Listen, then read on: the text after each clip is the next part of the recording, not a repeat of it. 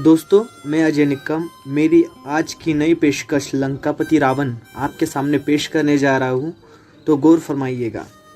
वो रघुपति है तो मैं लंकापति रावण ही हूँ।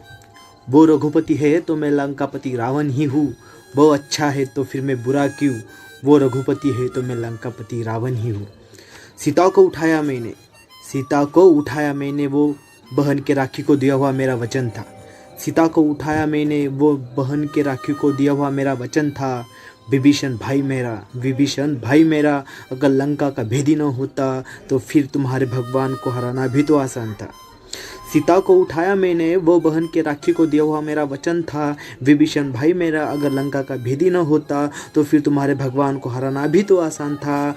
राजा बाली को चुपके से मारने वाला अगर रघुपति है।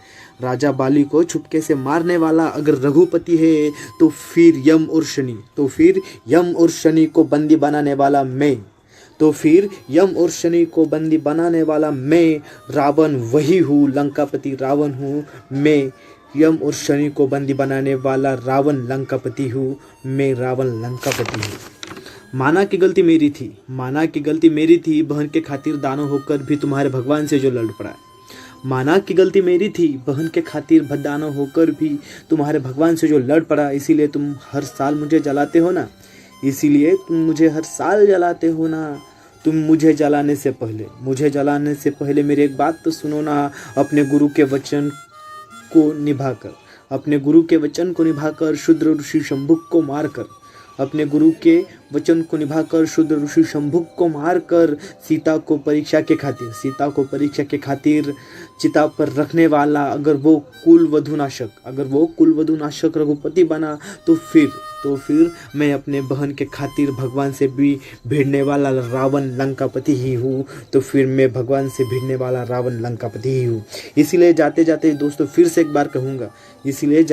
दोस्तों मैं फिर से एक बार यही कहूँगा कि अगर वो रघुपति है तो मैं लंकापति ही हूँ। अगर वो अच्छा है तो फिर मैं बुरा क्यों। अगर वो रघुपति है तो मैं लंकापति ही हूँ। दोस्तों, मैं अजय निक्कम।